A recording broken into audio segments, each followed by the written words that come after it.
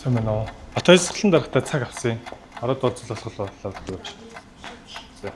Яа одоо хэдүүлээ хурлын дарагтай уулзчих. Орч уу? Ууз. За. Сайн байна уу?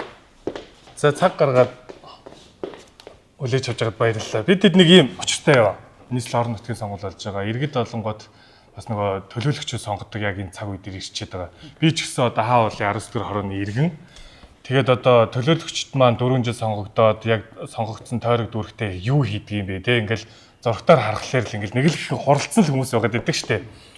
Тэгээ бид хэд болонгод одоо сонгуульд өгч байгаа энэ одоо хариуцлагатай цаг үед хороо дүүргийнхаа төлөөллийг сонгоход одоо ямар хүмүүсийг сонгох ёстой те сонгогдсон хүмүүсүүд маань ямар ажил хийдэг, ямар ажил төлөвлөдөг, яг юу хариуцдгийн талаар иргэдээ тэгээ сонгогч нартай яг ийм мэдээлэл хүргэх үүднээс ийм нэвтрүүлэг хийх зориод байгаа байхгүй юу? Энийг танд ингэч үү? За ингэж зүтчихдэг үү?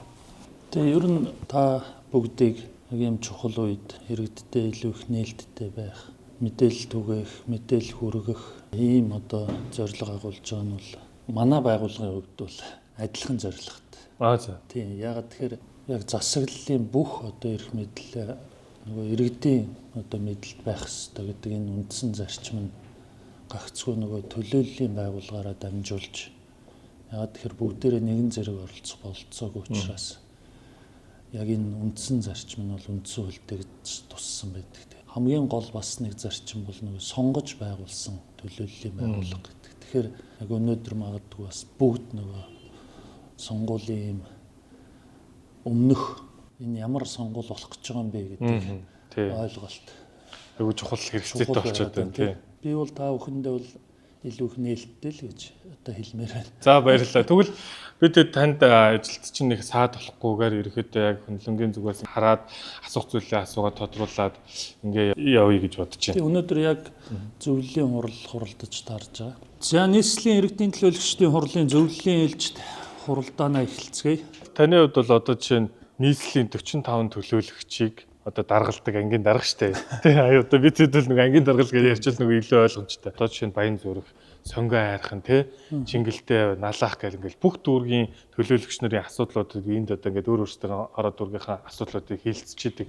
Энэ болгон дээр одоо хурлуудын шийдвэрийг гаргахад одоо хууль журмал ерөөхдөө барихаас гадна за манай налаах чинь нэг иймэрхүү хүмүүсүүдтэй тий за Чингэлтэй нэг юм дээ гэдэг ч юм уу Баян зүрхийнхэн болонгод худалдаа үйлчлэгээ гэдэг ч юм уу нэг иймэрхүү асуудлууд дээр ерөөхдөө хэр маргаа үүсэх үү?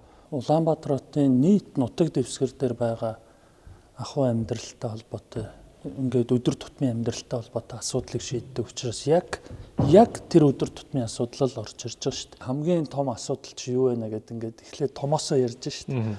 Тэгэл яг тэр хамгийн бага асуудал хүртэлх бүх асуудал л энд яригдчих. Манай энэ Яармагч баг шинэ хот болчлоо л да. Тэгээд үндсэндээ зарим газар нутаг багтаа улсуудын хотууд энэ одоо дараагийн хот гэж дэгдэг штеп. Ерөөсө хот нь ингээд дуусахгүй байж Монголд болохоор альва нэг суурин газар маш хол явж иж нэг суурин гардаг штеп. Тэгэхгүй яг одоо ер нь бол Улаанбаатар хот баг тэрнтэй адилхан болчлоо л да. Одоо хороо дүүргийн дүрм журмууд нь гарчдаг. Тэгээ яг хэрэгжилт нь ер нь хэр байдаг. Ер нь тэр хэрэгжилт талуудаас төлөөлөгч нар яг ярилцах уу? Хамгийн их л одоо бухимдал үүсгдэг юм чи хэрэгжихгүй байна гэж иргэд шаардаад байгаа шүү дээ. Чуулган дээр шийдвэрлээ засаг дарга өөрөө шийдъя гэсэн юм одоо болтол шийдэгдэхгүй байна. Би энийг хатуу ярина шүү. Улаанбаатар хотод өнөөдөр юу тулгамж? Нөгөө агаарын бохирдол, нөгөө замын төвчрэл, томоохон асуудлууд. Тэгээ нийтийн тээвэр. За тэгээ одоо энэ олон одоо хот болгон яг тухайн бүс нутагта тодорхой хэмжээний өөрийн нөгөө онцлогуудтай хөгжлийг иргэд одоо бас ингэдэг шүү дээ. Одоо ингээл улс төрд гараал ингээл төлөөлөгчгээл одоо энэ дээр суугаад энэ дээрээс ингээл бодлогын юмнууд хүмүүсүүд ярьдаг шүү дээ. Зарим сонгогч нар маань болонгод залуучууд маань болонгод одоо улс төр гэхлээр нэг өөдөртэй юм ярьдаг гэж ингээд хардаг. Ярилцаад байгаа хүмүүсүүд нь гараад жишээ нь одоо Баян зүрх дээр ч юм уу Баян гол дээр очиод яг энэ зам дээр нь ч юм уу те ингээд одоо юм хумын янзлах ч юм уу цэцэрлэг ногоог нь тариад хогийн зөөлгөөд ингээд хогны машины наашир энэ хогийг цэвэрл гэж ингэх ёстой хүмүүсүүд юм уу? Эсвэл энийг ингэж ийм журмаар ийм өн тарифаар ч юм уу те бүгдээрээ нөгөө нэг хүр зэрэл ингээд байхгүй зарим нь ч юм бас цаасаа боловсруулах энэний яг нарийн ялгаа нэг юу вэ? Одоо жишээл төлөөлөгч нь очиод бүх юмыг хийх ёстой юм байна гэдээ ойлгоцсон. Манай улс төрчид ч тэгж маш ихээр одоо буруу улс төр хийсэн. За. Би бараг л одоо хүслийг биелүүлэх юм шиг ханддаг болсон. Энэ бодлогын шийдвэр гаргаж байгаа таныг төлөөлж байгаа хүн бол аж ахуйн ажил хийх ёстой гэж харахаасаа илүү та энэ аж ахуйн ажил хийж байгаа хүмүүст маш том хяналт тавих ёстой. Яагаад энэ хэрэгжихгүй байна? Нөгөө бидний танаар дамжуулаад баталсан нөгөө нэг шийдвэрүүд чи яагаад хэрэгжихгүй байна? Дээр нь хэрэгжилт нь алдаатай байвал яагаад энэ ийм алдаатай юм гэднэ? Тийм учраас л одоо энэ төлөөлөл гэдэг хүн энд иргэдийг жинхэнэ утгаараа төлөөлж сууж тэр бодлогын батлахад нь зөв бодлого байх ёстой. Үндсэн үйл бол бус төлөвлөлтөмжид нийцсэн шийдвэр байх ёстой. Тэрийг хэрэгжүүлэх яг ийм хэмжээний төсөв байх ёстой. Тэгэхээр энэ хоёр чинь хуулиараа буруу хийх юм бол хэн нэгэн хариуцлага хүлээх ёстой шүү дээ. За нийтийн эдэлбэр газрын байршил хэмжээг тогтоох тухай, нийслэлийн өмчөөс төрийн өмчт барилга байгууламж эдгөрөнг шилжүүлэх тухай, нийслэлийн 2024 оны газар зохион байгуулалтын төлөвлөгөөнд нэмэлт өөрчлөлт оруулах тухай гэсэн асуудлуудыг хэлэлцүүлье гэж. Нийслэлд амьдарч байгаа иргэд бол яг ийм ногоон байгууламж тий гараал асуудалгүй хүүхд тэргээд хүрээл асуудалгүй ингээд агаарлах. Ингээл одоо олонгууд л нэг ингээд замал янзлаад байна. Яг иргэдийн ингээд алхах хай тухтай орчин бүрдүүлэх тал дээр ямар шийдвэр хилцүүлгүүд ерөөдөө явдаг юм бол. Зөвхөн одоо Улаанбаатар тийм үү дэлхийн нийтээр л сайхан аюулгүй таатай орчныг л хүсэж ш. Том шилэн байшин өргөн замууд бол биш юм байна. Тэр үтэл одоо маш олон хотууд том байрсан замуудаараа машин явуулахаа болж байна. Тэр орчноо ногоон болгож байна. Тэг яг Улаанбаатар хот бол маш залуухан хот. Одоо зарим хотууд, зарим улс орнуудыг харахаарч төвлөрсөн амьдралаар одоо зөвхөн хэдэн зуун жил амьдарсан. Хамтаараа амьдрах тэр зам ёсонд маш олон жил үе удмаараа ингээд суралцсан тий. Манайх бол одоо ингээд 100 орчим жил суурин иргэншлэр ингэж баг багаар явж эрчимтэйгээр нэг сүүлийн 60 70 жил. За бүр ярих юм бол ерөөсөө сүүлийн 30-аад жилийн хугацаанд энэ хот руугаа гинтийн огцом одоо төвлөрлийг үүсгэсэн. Өнөөдөр ингээд ганцхан хоттой 2 саяулаа ингээд чигдсэн байна шүү дээ. Тэгэхээр энэ олон хүн яагаад энд нэгд орц өгөлч вэ гэхээр ерөөсөө энэ нөгөө уур амьсгалын өөрчлөлтөөс хамаарат 2000-ад оны яг тэр ихэнх үеэс хэд тохиолдсон энэ зуудын гамшигаас хамаарат маш олон иргэн өөрийнхөө эдийн засгийн баталгаа болж ирсэн мал аж ахуйгаас салсан байна. Гэсэн учраас нийслэл рүү одоо боддоо бараг 3 дахин өссөн. Жил тарда хамгийн дээдтэй бараг 80 орчим мянган хүн нөөж ирж ирсэн баг шүү дээ. 80 мянган хүн гэдэг чинь өнөөдрийн байгаа маш том байгаа аймаг гэсэн үг шүү дээ. Улаанбаатар хотын хороо 200-аар авцсан. Дөнгөж 100 гаранхан байсан хороо тэгж амар өгт. Яаж юм хүндээ үйлчлэгийг өргөж тааж шүү дээ. Нөгөө хорон дээр байгаа нэг 10 хэд хүн 20 мянга 30 мянган хүнд яаж үйлчлэх юм? Нийслэлийн иргэдийн төлөвлөгчдийн хурлын дарга болон нийслэлийн иргэдийн хурлын төлөөлөгчнөрөө энэ өдрийн эндийг ирье. Одоо ингээд бодлоо. Амар юм тий. Гэхдээ чи зүгээр ингээд бод. Та хоёр ингээд их нартайгаа амьдарч байлаа шүү дээ. Ажил хийж байгаа ингээд орлогын хэмжээ шүү дээ. Чи ингээд нэг тооцсон хэмжээ шүү дээ. Та хоёр гинт одоо боддоо юу ч тооцоолоог байх танаа гэрт ингээд зургуулаа болчих л та. Нэг өдөр шүү дээ. За. Тэрнээс ингээд амьдрал чинь бол ингээд тодорхой хэмжээнд багаар бид нэр өсөлт явдаг шүү дээ. Одоо хүүхдтэй боллоо, гуруулаа боллоо. Тэгэхээр чин хоолундаа тооцно. Ингээ явж байтал дараагийн хүүхдтэй боллоо. Дахиад нэг тооцоол хийн. Тэг энэ чинь энэ бол ингээд зохистой тооцоол шүү. Тэгэхгүй танаад зүгээр яг та хоёр шиг том хүн зургуулаа болчихлоо. Ингээд нөгөө багаар зүүцэх ёстойгоор биш тий. Шууд зургуулаа болоо. Тий. Хөлөөнөөс гів гэд хүмүүс ороод ирлээ. Дөрүүлээ гэдэг. 4 хүн ороод ирээ. Тэгэхээр нэгдүгээр тоолч байгаа хүмүүс бол унтах орчин хүмүүс бол амьсгалж байгаа агаарч өөр болно. Тэ? Тэгнь. Нойлд орох гэсэн чинь төгжрөл үүснэ. Үүснэ яг зөв. Зүгээр л нүрээ угаах гэж өглөө авч ирлээ. Болж гэнэ. эрт усчиж цовж угаах нь ш. Тэр шиг нийслэл яг тийм болчиход байна. Механик өсөлт гэдэг бол хэн нэгний тооцоолоогүй төлөвлөөгүй энэ өсөлт гэдэг бол тийм айхтар нөлөөтэй шүү дээ. Яг тийм байна. Яг одоо бид нар чинь нэг гэртэл байгаа шүү дээ тий. Та хоёр хоёулахнаа өглөө босохдоо хүртэл 10 минутын өмнө босдог гэсэн бол зургуулаа бол баг 40-50 минутын өмнө босхгүй нүрээ угаана, бийдсэн дүүшинд орно гэдэг юм. Тэгэл нөгөө нэг түрүүний миний асуудаг шиг нөгөө хоорондын харилцаа гэдэг шиг нэг нэгэндээ дургу болж байгаа. Тэгэл хэрэлдээд их ерөөсө хит их төвлөрөл байна. Ерөөсө чанарын тухай ярихгүй шүү дээ. Тийм байна. Чанар байхгүй болоод яг тийм юу хүртхүүгүй юу баг бийдс чанчгүй нүүр гараа тэгсэн дор бол баг ажил дээр очиод яг л тийм юмроо орчод байгаа юм шүү дээ. За дараагийн асуудалд орё. Нийслэлийн төлөөлөгч болох давуу тал нь юу юм? За төлөөлөгч болоод эрх ям гэж байдаг юм уу? Тэр нь юунууд байдаг юм бол? Хувь хүн гэж ерөөсө харж боломгүй.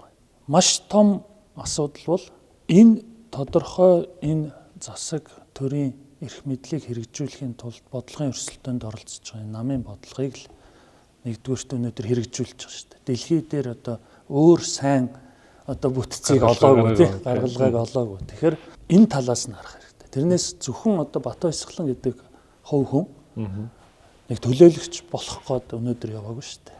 Өмнөх ингээд цаг хугацаа амьдралынхаа дүүхийг харах юм бол тэр одоо тодорхой үзэл бодлоор нэгдсэн нэгдэл тэн дотроос хэрэгжүүлэх гэж байгаа өрсөлдөөнд энэ хүнийгээ оролцуулъя гэдэг энэ том бодлого явж байгаа учраас энд намууд одоо бодлогын өрсөлдөөнүүд явж шээ.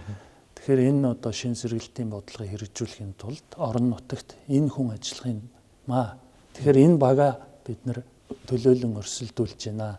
Ард түмэн та өөрийнхөө одоо төлөөллийг үндсэн үйлд байгаа сонгох эрхээрээ баталгаажуулж өгнө үл гэсэн өрсөлдөө явж байгаа. Нийслэлийн ийш явснаас төгжрөл энэ талтай бүр илүү болчихоо. Нэг ийм яг мэрэгжлийн хүний юм байна. Жишээлбэл бид нар баг хангаан хүмүүсийг шууд авчираад энэ дээр нэмвэл нэмэгдэл гэж ярьж байгаа. Одоо савта усуу шүү дээ. Гаднаас өөр юм хийвэл дүүрнэ. Тий. Зүгээр юм таглаатаа усуу шүү дээ. Бид нар яг энэ төвийн 6 дүүргээ ингэж бодмоор юм бэл. 3 өөр алс байгаа дүүргээ нэмбэл багтахгүй шүү дээ. Одоо бол яг энэ савта ус зүгээр доош нь харуулж байгаатай адилхан байхгүй. Ерөөсөө л хот гэдэг зүйл бол энэ одоо хамтын амьдрал байхгүй. Ерөөсөө дэлхийд дахин одоо хотууд яаж төгжрлээсээ салж байгаа гэхээр бүх нийтийн оролцоон дээр л тулгуурлахаас биш нэгнийгээ чи одоо сүүлд ирсэн юм чинь гараа явчихаа. Тэгээ бид нар үлдсэн нь гоё амьдрчаа гэж байхгүй. Одоо хүн оруулахгүй чуркатас гэдэг. Тийм юм ерөөсөө байхгүй. Одоо дэлхийн хотын эдийн засгийн гайхамшигтай суурь бол ерөөсөө хүн ам шүү дээ. Гуамараа л өрсөлдөн. Яагаад өрсөлдөж байгаа юм гэхээр хүн байж ээж эдийн засаг байна. Хүн байж ээж орлого байна. Хүн байж ээж ажил байна. Тэгэхээр ерөөсөө хөгжил байна. Тэгэхээр тэр хүмүүсийг яаж зүүцэх ёстой амьдруулах уу гэдэг арга ухаанаа л бид нар олох ёстой. Одоо энэ их өргөдөл гомдлуудыг ингээд энд орж ирээд ингээд хороод үргэлжлэхний иргэнээр ярих боломж байд юм уу? Энэ танхим бол Монгол улсын нийслэл Улаанбаатар хот бүхэлдээ яаж хөгжих ёстой юм бэ гэдгийг ярьдаг учраас энэ хүн бол очиж уулзах ёсгүй, очих ёсгүй гэсэн агуулгатай биш. Харин бодлогын шийдвэрээ яаж энэ бүхэл одоо Улаанбаатар хотын хэмжээнд яаж гаргах уу гэдэг дээр илүү их ажиллах үүрэгтэй юм хүн учраас нийслэлийн иргэдийн төлөөлөгчдийн хурал гэдэг бүхэлд нь байж байгаа. Тэгээ одоо жишээлбэл хувийн хүн энэ 13 тэрбумаар авал маргааш хэдэн хүн шоронд орох бол хууль тогтоомч чинь ингээд дандаа цаасан дээр нэг өөр бичигдэж хүн өөрөөр нэг ойлгож эсвэл одоо ингээд ард түмэн заавал эргэлзэх юм одоо шийдвэрүүд байдیں۔ Би өөрөөсөө ойлгохгүй. Тэгээ би энэ санал шүү. Би хурал дээр энэ асуудлыг угаасаа хөндөж ярина. Сүүлийн үед бол ерөөсөө л иргэд маань байшин барихаа болио. Энэ бетонын ширэнг одоо бүр хэтэрчлээ гэж шаардж штэ. Яг тийм. Одоо жишээлбэл энд ингээл хувийн хөвшил тодорхой хэмжээний бүтээн байгуулалт хийх зориулттайгаар олгогдсон байсан газар. Энэ хизээ тэгээд олгогдсон байсан юу вэ? За ер нь бол маш олон жилийн өмнө олгогдсон байж байгаа. Яагаад тэгэхээр энэ дотор хэд хэдэн төслүүд явж. Тэгэхээр энэ олгогдсон байсан газрыг тодорхой хэмжээний хилцээр гэдэг юм уу, тодорхой хэмжээний бас ард иргэдийн гаргасан тэр санал санаачлага аж ахуйн нэгжүүдэд бас хохирлгүй байлгах. Ийм одоо гурвалсан гэдэг юм олон талтай юм хилцээрүүдийг маш ихээр хийж байгаа. 71-р байрны иргэд л хамгаална шүү дээ нэг. Жишээлбэл бүрд 39-ийн сөөх гэдэг. Тэгэхээр энд амьдарч байгаа иргэд л хамгаал. Тийм учраас энэ хамгаалах боломжийг бий болгоод орчныг бий болгоод өгчвөл ард иргэдийн хамгаалт гэдэг бол хамгийн одоо хүчтэй. Яг энэ одоо газрыг бол одоо ингээд хувийн хвшлийн компаниудаар тий барьчихсан ийм газар байсан байна. За тэгээд төр аваад энийг ингээд ногоон нийт эзэмшлийн газар болгоно гэдэг ингээд шийдвэр гаргасан. Энэ шийдвэр гаргах хугацаа таны үед одоо болчлоо л да тий боллоо. Та бүхэн маш шийдлээ. Гэхдээ бүр өмнөх үеийн яга шийдэж болоогүй юм. Бүр өмнө нь ингээд шийдээд энийг ногоон болгочих боломж байгаагүй юм. Ямар асуудал байсан юм? Яг одоо өнөөдөр энэ хэмжээнд хүрэхэд Яг бид нар түүхээ эргэж хараад хин нэг буруутгаж эхэлж харахаасаа илүүтэйгээр иргэн аж ахуй нэгжүүд газрыг өмчилж эзэмших энэ одоо газрын харилцаа маш эрчимтэй энэ 2000 оноос эхэлсэн. Тэгэхээр энэ Улаанбаатар хотын энэ олон сайхан бүтээн байгуулалтуудыг ингээ харахаар чинь тэр боломжийг олгож өгөх энэ одоо тодорхой эргэлтэнд оруулах энэ боломж хуулиараа олгогдож эхэлсэн байхгүй.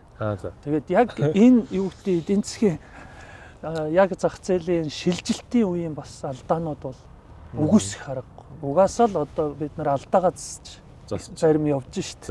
Ялангуяа одоо аж ахуй нэгжүүд иргэд маш сайнаар оролцож байгаа учраас өнөөдөр бүх юмаа засах юм боломж гарч ирж байгаа. За нийтийн хөтөлбөр газар авах асуудлыг бол үеийн үед альч одоо хурлын төлөөлөгчд альч засаг дарга харьяа байгууллагууд бол хамгаалж авахын төлөө авдаг байсан. Ард иргэдийн одоо хүслээд санал болгоод байгаа тэр тохичлтыг замын одоо төвжирлийг бууруулахад зайлшгүй шаардлагатай байгаа тэр автомашины зогсоол. За дээр нь иргэдийн одоо эрүүл аюулгүй орчныг бүрдүүлэх хүүхдийн тоглоом, ахмадын салхилах, ногоон байгууламж, тохичлтын асуудлуудыг бол зайлшгүй баталгаажуулах хэрэгтэй. Одоо газар чөлөөллөө гэхэд болж өгвөл тэр нийгмийн чиглэлийн бүтээн байгуулалт байх нь одоо жишээ сургууль цэцэрлэг эмнэлэг гэдэг юм. Энэ орон зайн төлөвлөлтийн хүрээнд ногоон байгууламж, цэцэрлэг түрээлэн одоо тэр тоглоомын талбай, хүүхэд, багчууд, ахмадууд гэдэг ер нь бүх насны хүн л чөлөөтэй сайхан зорчдог, чөлөөтэй сайхан амьдардаг ийм л одоо чиглэл рүү цаашид бүх шийдвэр гарна. Одоо яг сураад нийслэлийн том асуудал болчихлоо. Энэ нийслэлийн асуудлыг зүгээр нийслэлийн хурлын төлөөлөгч нар журам гаргаад энийг шууд зогсоож болох юм. Заавал их хурал дээр хууль болгож ингэж тэгээ засгаар ингэж явуулах хэрэгтэй гэдэг юм. Ер нь бол бүрэн болцсон. Яагаад тэгэхээр одоо хууль тогтоомжоор зохицуулагдаагүй маш олон асуудал байна. Тэгэхээр шууд одоо хурал дээр засаг дарга маань юм уу эсвэл аль нэг төлөөлөгч маань за дээр нь сүүлийн хууль тогтоомжуудаар иргэдч энэ асуудлыг одоо хэлцүүлэх бүрэн болцсон. Жишээлбэл яг одоо бид нартай зэрэгцээд олон хотууд яг энэ асуудлуудыг яриа шийдэж. Миний л одоо саяны сүүлд сонссноор Австралид, Францад, за ингээд Германд нэлээд олон хотууд гэдэг юм ингээд хориглоод эхэлчихлээ шүү дээ. Тэр нь хориглоно гэдэг нь явж болохгүй гэсэн үг биш. Нөгөө хурдны хязгаар тогтоож эхэлж байна. Тэгэхээр бас яг манайх адилхан одоо ингээд асуудлууд үүсээд эхлэхээр иргэд яг энд хандаад эхэлж байна л та. Хамгийн том дулгамдаа одоо төгжрлийг бууруулахад бид нар оролцож байхад яагаад одоо бидний баг эрхийг хязгаарлах гэдэг юм бэ гэдэг баг ихэнх нь тэгж хандж байна. Тэгэхээр цаад агуулгаараа болохоор хичнээн дийлэнх нь тэгж байгаа ч гэсэн ямар зохистой төвшөнд нь бид нар зохицуулт хийх ёстой юм гэдэг асуудал үүсэж байгаа байхгүй. Бид нар ингээд 5 жилийн өмнө ингээд гинт хурал дээр орж ирснээр скутерийн хурдыг одоо хязгаарлая гэдэг. Тэгэхээр энэ нөгөө орон нутгийн хурлуудын онцлог яг энэндээ байгаа байхгүй. За хуралдаанаа үргэлжлүүлээ. Иргэн төлөлтийн үүтэ дахин санхүүжилт хийх. Өөрөөр тэр төслүүдийг бид нар санхүүж буцаагаадсан. Тэгээд би Мөнхбаатараа тэр яаралтай Багнуурын нөгөө батарей станцын захирамжийг өнөөдөр гаргуулж өгөх гэж байна. Тэр юун дээр зүгээр. Одоо манай ингээд нийлж одоо 9 дүүрэг байна. За 9 дүүргүүд болонгот одоо яг л ингээд 5 дүүрэг болгон өөр өөрсдийн 5 тухтай дүүрэгт амьдарч байгаа иргэд маань 5 тухтай сайхан ингээд гараал ингээд тоглодог. Заавал энэ цэцэрлэг төрөлөнд ирж тоглох биш те. Гараал ингээд тоглодог тал орчин хэрэгтэй байна л да. Жишээ нь Баянгол дээр нөгөө тэгдэг штэ. Баянголын замд одоо алт байдаг юм уу? Яагаад бай ухаад байдаг ингээл ухаад байдаг штэ. Нэг хийсэн бүтээн байгуулалтаа ахаад ингээд засаад байдаг юм уу? Эсвэл жил болго хийх урсгал засвар гэдэг юм. Тэрийг одоо нэг мөр ингээд нэг стандартанд оруулах тийм боломж байдаг юм уу? Тэр ямар учиртай? Төрийн энэ байгууллагын нэгдсэн бодлого төлөвлөлт, нэгдсэн энэ хоорондын мэдээлэл, хамтын ажиллагаа гэдэг зүйлийг яг нэг мөр хийхгүй бол одоо Улаанбаатар хотын шугам тэн доор явж байна. Хариуцсан. За. Баянгол шугам биш юм уу? Биш. Үнэхээр байнгын хэл ам дагуулж байгаа. Зөвхөн Баянгол биш, Баян зүрх гэдэг. За. Одоо яг бид нар нөгөө нэг хамгийн их Ухдаг. хоёр газар шүү дээ. Нэг тэнд ямар шугамнууд булаатай байна гэхээр нэгдүгээрт ус сувгийн шугам булаатай. За. Энэ нь бол Улаанбаатар хотын өмч буюу хариуцдаг гэсэн. Тэн дотор ахаад шугам байна. Дулааны шугам сүлжээ гэдэг. За. Тийм. Тэгэхээр дулаан эрчим хүчний хаамны. Тэгээ энэ хийгдсэн он жил насжилтууд нь бүгд өөрөөр. Яагаад ингэж байнгын ухаад идэм бэ гэдэг нөгөө урсгал засвар, их засвар хийгдэх тэр мөч болгонд эсвэл аваар ослогоор тэр мөч болгонд ухагдахаар сард он жилүүд насжилтууд нь дандаа зөрж идэг. Тийм учраас бол одоо ерөн цаашдаа зарим хэсэгт нь хийж болох үеч түнэлийн систем. За тэр одоо мэрэгжлийн орчин үеийн технологи руу шилжих. Гэхдээ маш хүнд байдал. Улаанбаатар хот бол дэлхийн хамгийн хүйтэн нийслэл хот. Байгаль цагуурын хүнд нөхцөл гэдэг бол бидний хөгжлийн бас нэг айхтар том саад бэрхшээл. Одоо тийм бэрхшээл юм да. За ингээд өнөөдрийн ээлжид нийслэлийн иргэдийн төлөөлөгчдийн хурлын зөвлөлийн өргөтгсөн хуралдаан хэлцэх асуудлаа амжилттай батллаа. Шууд гарч байна. Энэ шиг гарч байна тий. Тавчхан. Сая хурал бүтэн суулаа. Тэгээд маш их тийм юу болдгийг байна шүү дээ. Ингээд яг юм дэгийнхаа дагуу тий.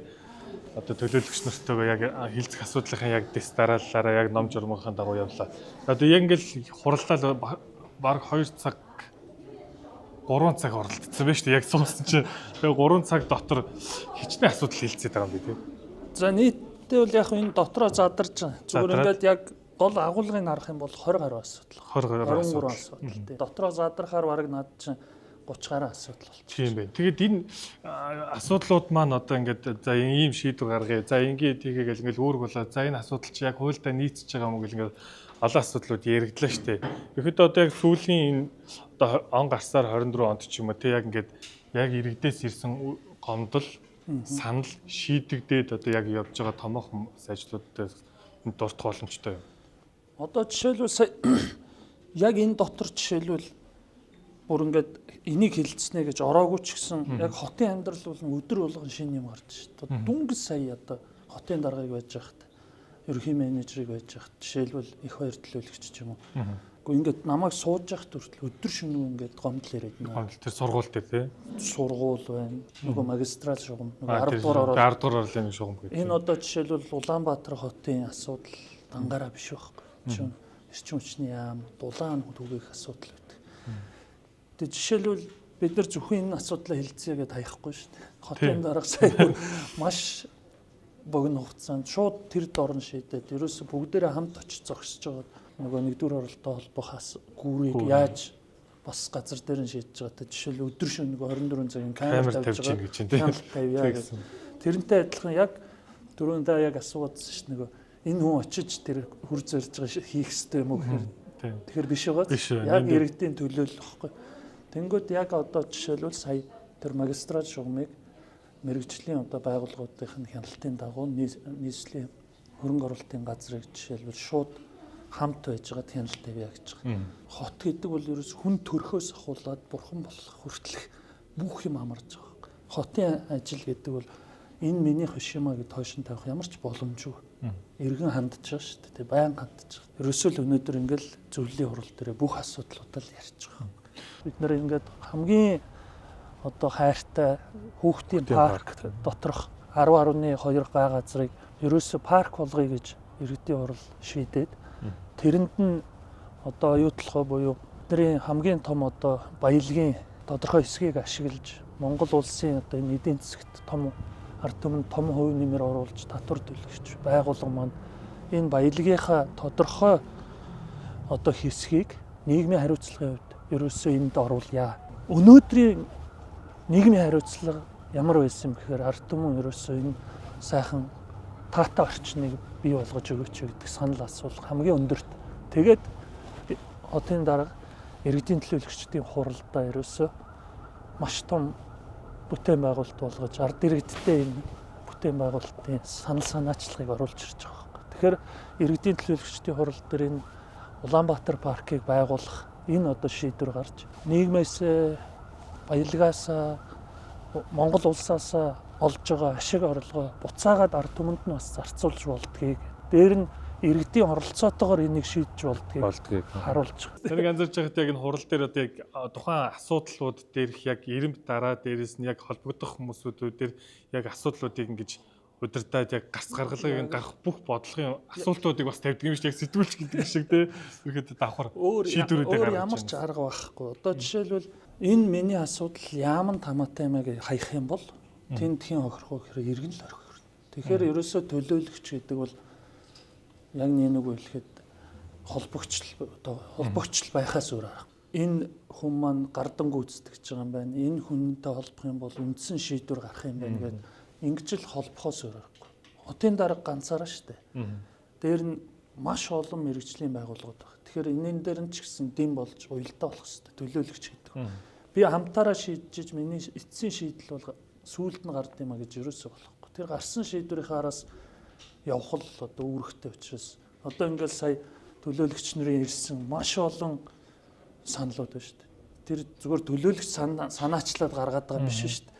Төлөөлөгч яагаад гаргаад байна гэхээр цаана нь иргэнд л асуудал үүсээд байгаа байхгүй. Өнөөдөр зөвхөн сүүлийн 4 жилийн хугацаанд бараг 70 орчим ийм бичил цэцэрлэгт хүрээлэнгүүд бий болж байна. Тэрний хотын төвд байгаа хамгийн том нь энэ. Тэгэхээр одоо манай хотын төвд 10 газар олоодох гэвэл 1000 м2 газар гаргах гэж өнөөдөр Улаанбаатар хотын бүх удирдлагууд маш хүнд байдалд орж штэ.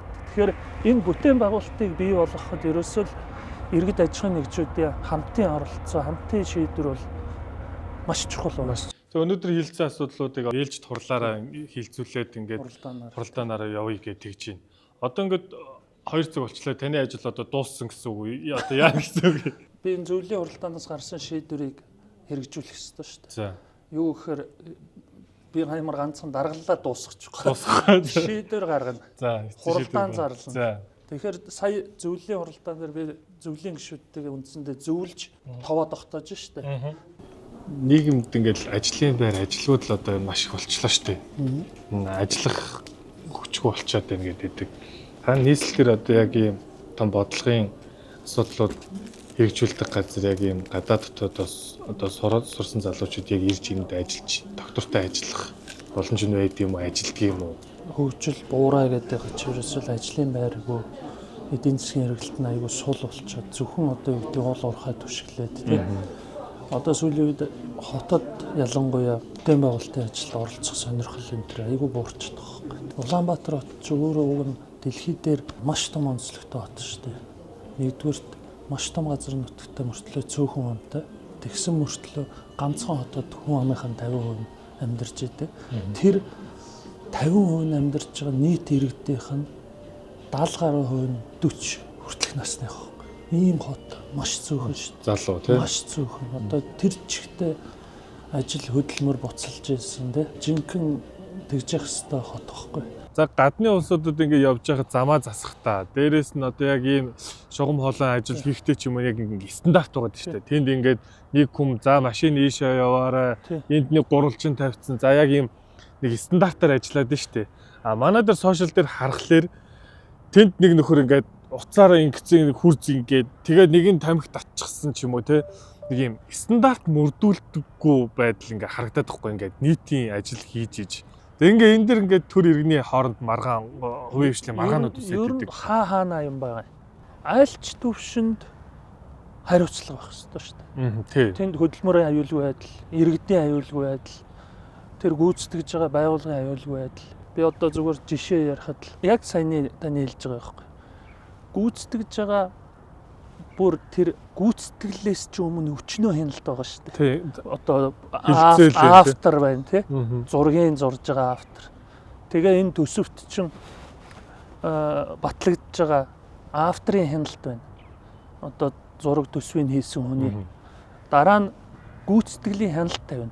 За. Тэгэхээр хяналт тавиулах гээд бид нар тодорхой мэрэгжлийн байгууллагуудад тэр төсөвт нь суудсан хяналт тавьж байгаа шүү дээ. Тэгээ эргээд тэр гүйцэтгэгч байгууллага дотоодын өөрсдийн хяналт тавьж. Тэгээ эцсийн үр дүнд нь нөгөө бүтээн байгуулалт бий болох хэрэгтэй шүү дээ. Энэ хоорондын ерөөсөө уялдаа холбоог гүйцэтгэлийн явцдаа ерөөсөө хангахгүй байна даа л гэж. Тэгэхээр л бүгдээрээ л хариуцлагатай байхгүй бол тэнд хүний амь нас, эрүүл мэнд, эд хөрөнгө, цаг хугацаа, төсвийн мөнгө, төсвийн хөрөнгө зарим нь бол дэндүү хариуцлагагүй байдлаас зарим нь үнэхээр одоо хүндрэлүүд байна. Жишээлбэл одоо сая Төв магистралийн юм дээр зүгээр хотын дарга нийслэлийнхэн суужгаад зөвлөлийн хурал дээр ярилаа.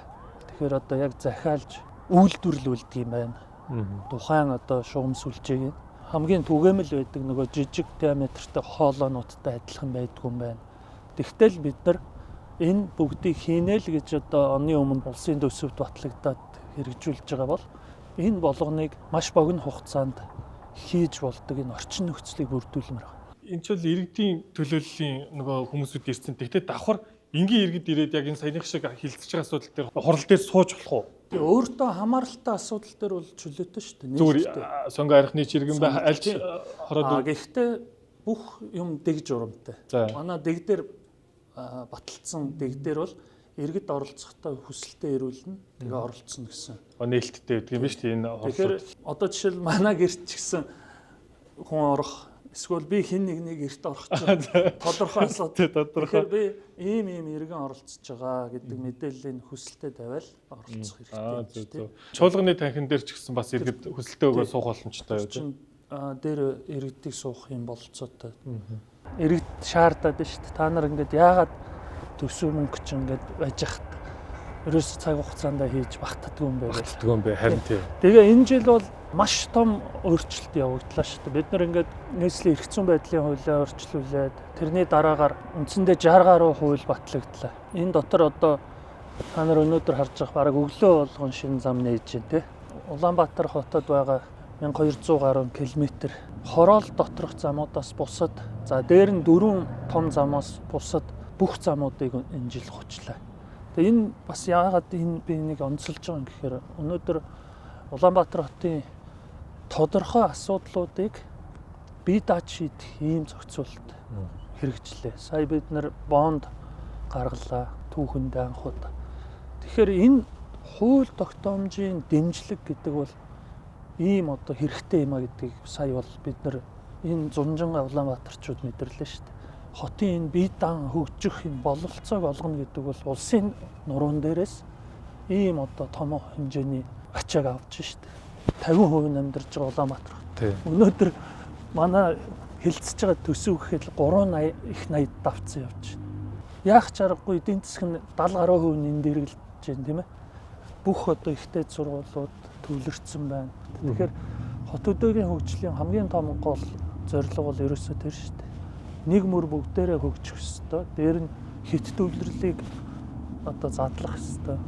Ганцхан хотоо хөгжүүлээл бид нар энд нөгөө доктортой хөгжил биш. Асуудал нь нэмэгдээд идэг. Утаа, төвчрэл, тэрнээсээ үүссэн асар том эрүүл мэнд, амь нас гэл бүр цаашлуул. Айхтар юмнуудын их үүсвэр болж. Иргэдийн төлөөлөгч, дүүргийн төлөөлөгч төр нэг юм тодруулж асуулаа л да. Одоо чинь их хуралд болонгууд хууль тогтоох байгууллага учраас туршлагатай ийм хүн байх хэрэгтэй гэж ярьдаг те. За дүүрэг төлөөлж байгаа хүнд удцсан тийм туршлагатай яг энэ төлөөлөгч улс төрч байх хэрэгтэй юм уу? Эсвэл шин залуу боловсруулагч байх хэрэгтэй юм уу? Дүүргийн төлөөлөл төр. Энэ чинь ерөөсөө юм шүү дээ. Аймаг нийслэл сум дүүрэгт. Тухайн аймаг нийслэл сум дүүрэгтээ ажиллаж амьдарч байгаа хүн сонгогдож байгаа. Бүр. Жишээл дүүргийн иргэдийн хуралд бүр дүүргийн иргэнэн сонгогдох хэрэгтэй.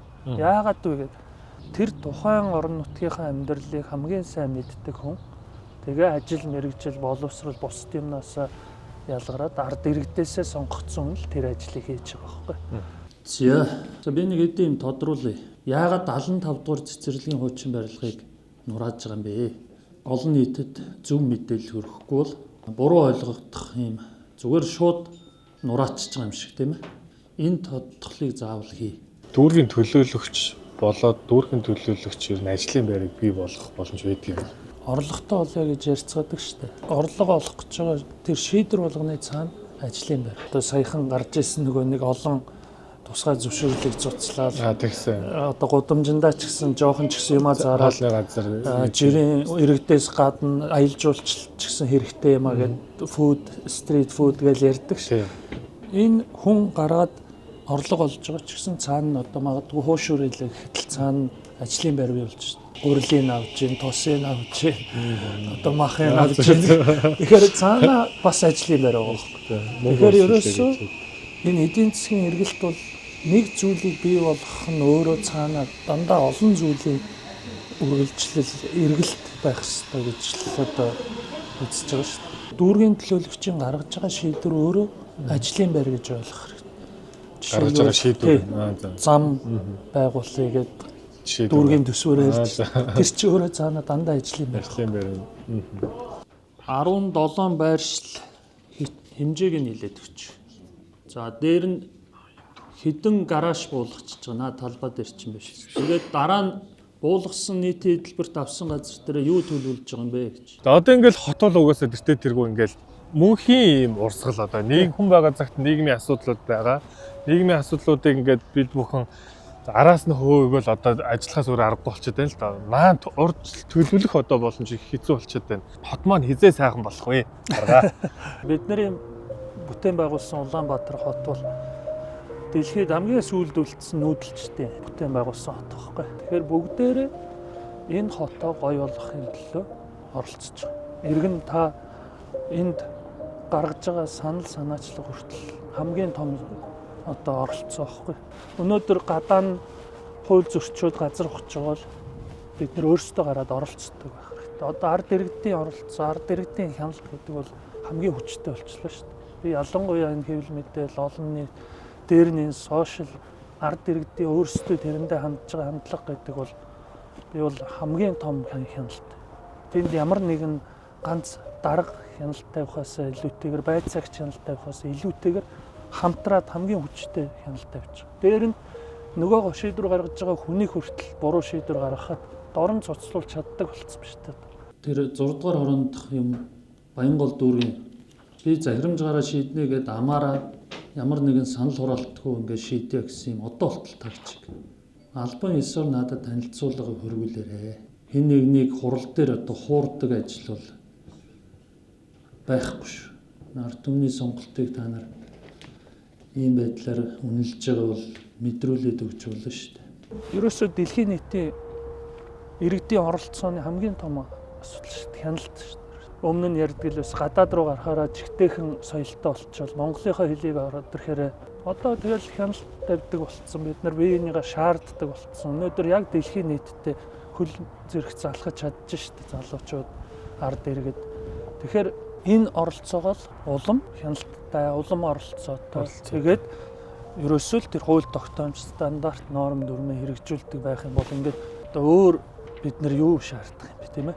За баярлалаа. Тэгээд таны яг ажлын байран дээр ингээд очиж үзлээ, хийж хэрэгжүүлж байгаа яг энэ одоо тушаал шийдвэр чинь яг бодиттой болсон эсгүүд дээр яг ингээ өгшөө өөр ямар шийдвэрүүд нь ямар асуулууд байгаа талаар яг ингээ бас ярилцлаа. Тэгээ яг энэ бүх мэдээлэлд хамгийн ойрхон байгаа, яг энэ дүүргийг төлөөлж байгаа бүх төлөөлөгчдийг даргалдаг хүнээс ингээд чөлөөтэй өнөөдөр нээлттэй бүх мэдээллийг ингээд авсандаа маш их баяртай байна. Тэгээд таны цаашдын ажилд бас амжилт хүсье. Иргэн бүр бас их гоё ухамсартай болох хэрэгтэй байна. Одоо шилжиж ирж байгаа хүмүүсүүдээ юу гэж хэлэх вэ? Тэгээд хоёлаа нэвтрүүлэх өндөрлөе. Тийм, ер нь яг л бид нар чинь нэг гэр бүл гэдэгтэй адилхан шүү дээ. Олон өрх гэрээс бүрдэл олон иргэн нэг дор амьдарч байгаа байхгүй. Тэгэхээр ерөөсөө хоттой хайртай, орчиндоо хайртай өөрийнхөө амьдарч байгаа тэр зөвхөн гэр доторх биш. Нийтээр нь хайрлаж чаддаг тийм л иргэн болох хэрэгтэй бил. Энэ бүх орчин миний гэр гэж л хайрлаж байгаа хот хамгийн гоё байгаа шүү дээ. Тэгэхээр одоо тэнд хүн ингээл хог шүрдэж яхад энд хог хайж байгаа л тэгэл бид нар муухай хотод л амьдрын шүү дээ. Ерөөсөө аль ч хотод асуудал байдаг. Тэгэхээр тэрийг ерөөсөө л тэнд амьдарж байгаа иргэдийн нөгөө дадал, хэвшил, хамтын ажиллагаа тэр бүх зүйлүүд дамжуулан хүлээлгэж өгч, бие биендээ хяналт тавьж, бие биенийгээ хайрлаж ижил энэ хотын иргэн болчих. Тэгэхээр ерөөсөө л бүгдээрээ энэ хот гэдэг их айлынхаа эзэн нэмчин хотоо бүгдээрээ хамтлан хайрлах хэрэгтэй. За баярлалаа. За амжилт хүсье. За.